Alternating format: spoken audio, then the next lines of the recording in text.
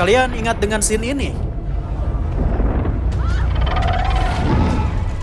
Atau yang ini? Ini adalah kemunculan Muto di film Godzilla 2014 yang sampai saat ini menjadi penggambaran Titan paling mengerikan di Monsterverse. Tidak ada film Monsterverse lain yang bisa menandingi kengerian penampakan Muto.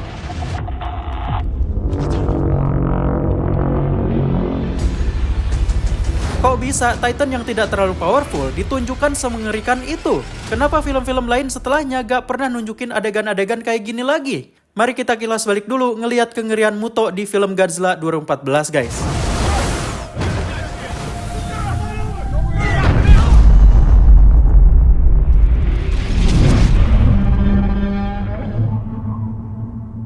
Jadi, seperti yang kita tahu, film Godzilla 2014 itu adalah film Monsterverse paling dark yang pernah kita lihat. Film ini punya perspektif khusus gimana cara menggambarkan Titan-Titan di dalamnya, sehingga terlihat realistis dan mengerikan, mengajak para penonton buat merasakan apa yang dirasakan para tokoh-tokoh di dalamnya. Tone film ini gelap banget. Sampai sekarang, banyak fans Godzilla yang melihat ini sebagai kekurangan, karena adegan-adegan di dalam film ini kadang menjadi bias dan kurang jelas. Namun, banyak fans juga yang menganggap bahwa tone gelap itu membuat film ini terasa lebih realistis. Karena kalau di dunia nyata pun, kita gak bakal terlalu melihat pertarungan Titan di malam hari dengan jelas. BTW, footage di video ini udah Kutu Film enhance menjadi lebih terang guys ya. Ya karena Kutu Film akui, sebagian footage Godzilla 2014 itu memang segelap itu guys. Selain tonnya yang dibikin gelap, angle-angle film ini bikin kita ngerasain ketegangan para tokoh-tokoh di dalamnya. Sebagian besar adegan-adegan Titan di film ini menggunakan low angle. Mata kita dipaksa buat melihat objek dari bawah menghadap ke atas, sehingga kesannya kita sedang melihat makhluk yang sangat besar dan megah.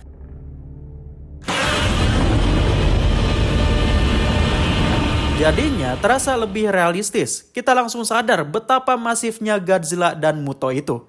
Gareth Edwards sebagai sutradara film ini memang terkenal ahli dalam menggambarkan objek raksasa. Di film Rogue One: A Star Wars Story, dia pernah bikin scene kayak gini guys.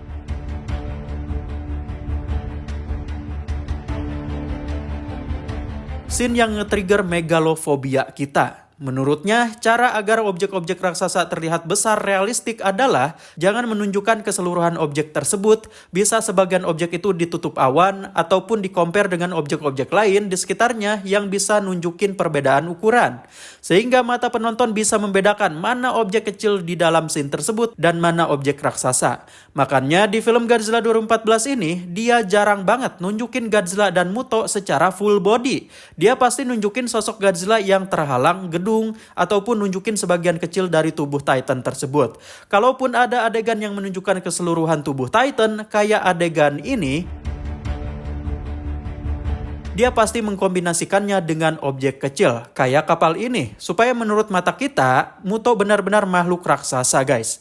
Di adegan ini juga Godzilla terlihat besar karena di sini tubuh Godzilla disandingkan sama titik-titik burung yang berterbangan ini atau dengan helikopter ini yang membuat mata kita bilang, "Oh, ini makhluk gede banget, coy."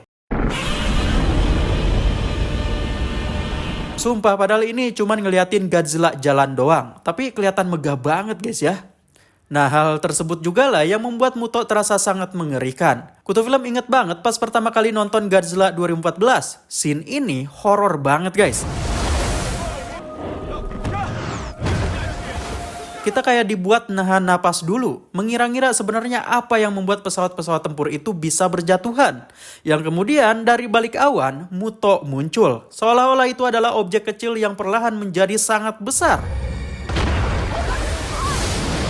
Karena adegan-adegannya diperlihatkan seperti itu, benar-benar dari perspektif tokoh-tokoh yang ada di dalamnya, memberikan kesan misterius untuk Muto. Ini adalah salah satu shot yang paling sering Kutu Film ulang-ulang. Muto terbang di antara gedung-gedung. Rasanya epic sekaligus nyermin banget ketika dari kejauhan Muto terbang dan ketika semakin dekat kita baru ngerasain ukuran tubuhnya yang sebenarnya. Apalagi ada efek getaran di dalam gedung yang membuat shot ini terasa realistis. Kalian ingat scene ini? Ini vibe-nya horor banget guys. Kalau Mutonya diganti sama karakter hantu, ini bisa banget loh guys. Udah horor dari sananya. Lihat guys, di sini gak ada sama sekali angle yang diperlihatkan dari atas. Semuanya low angle, jadinya serem banget. Nah ini nih, scene paling menegangkan ketika Ford Brody hendak mengamankan rudal nuklir yang bakal lewat pakai kereta. Ternyata Muto betina udah menunggu di sana dan ketegangan pun terjadi. Bukan adegan gerasak-gerusuk, hanya adegan Muto yang ngecek keadaan. Asli, adegan ini kalau ditonton di bioskop makin ngeri guys. Deg-degan sumpah. Kayak kita tuh bener-bener berada deket banget sama makhluk raksasa ini. Dan efek suara Mutonya itu loh yang bikin dada kita makin sesek. Suara-suara yang gak ada di film monster lain. Sound design-nya emang semengerikan itu. Lalu kenapa film-film Monsterverse sekarang tidak bisa seperti itu? Kenapa gak ada satupun scene yang memperlihatkan kesan mengerikan kayak gitu lagi?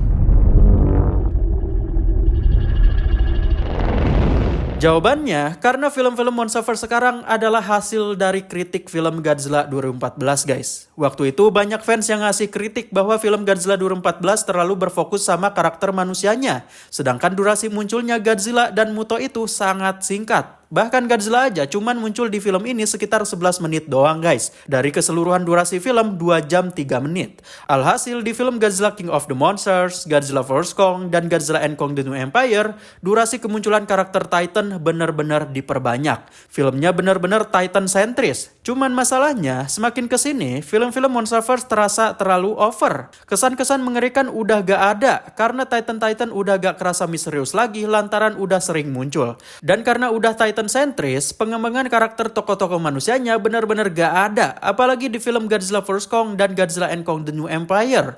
Alhasil, ini berimbas ke kesan para Titannya yang udah gak kelihatan menakutkan lagi. Kita udah gak diliatin kengerian di muka para tokoh manusianya ketika ngeliat Titan. Beda banget sama film Godzilla 2014 yang menganggap keberadaan Titan ini kayak lagi ada bencana, mau kiamat. Jadinya kita sebagai penonton juga ikutan tegang. Kita ikutan dagdikdug guys. Di film Monsterverse sekarang apakah ada momen dagdikdug? Enggak sama sekali guys. Justru banyak adegan yang seharusnya menegangkan malah jadi komedi karena ada tokoh-tokoh yang ngejokes di tengah-tengah situasi genting. I gotta die here with you and sober!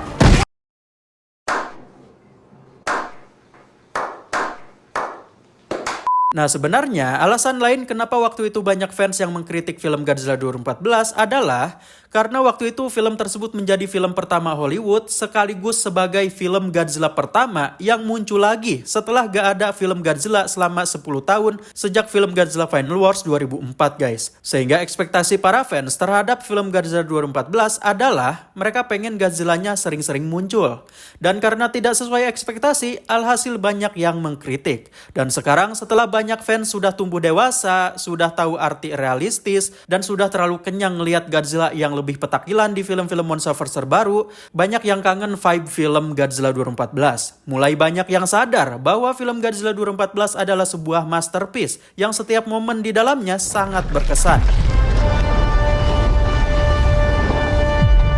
Kutu Film tahu sih kenapa banyak yang mengkritik film Godzilla 2014, karena dari dulu kita disuguhkan film Godzilla yang kemunculan Godzilla-nya banyak, dan ketika film Godzilla 2014 hadir dengan kesan horor misteriusnya, banyak fans yang gak serak. Cuman kita harus tahu dulu guys, alasan Monsterverse dibuat alias Universe Godzilla Hollywood ini dibuat adalah untuk membuat Godzilla lebih realistis. Pakai CGI, cerita dibikin serius, sesuai dengan keadaan di dunia nyata. Kalau manusia melihat makhluk raksasa, kan Godzilla-nya udah gak pakai kostum lagi nih, otomatis ceritanya harus serius dong.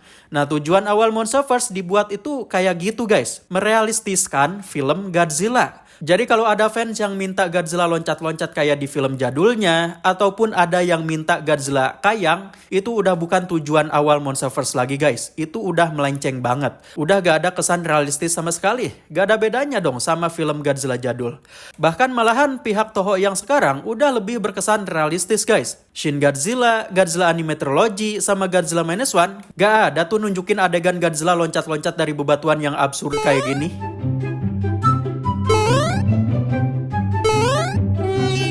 Jadi begitu guys, alasan kenapa Muto, Titan yang terbilang kurang powerful, justru punya kesan mengerikan dibandingkan Titan-Titan di film-film Monsterverse sekarang. Kalau kalian punya pendapat lain atau mau menyangkal pendapat Kutu Film, silahkan tulis di kolom komentar guys. Oke, terima kasih sudah nonton video ini. Jika kalian suka, silahkan klik like-nya. Dan jangan lupa buat share ke teman-teman kalian yang suka pembahasan mengenai dunia Godzilla. Saya Kutu Film, see you in the next video.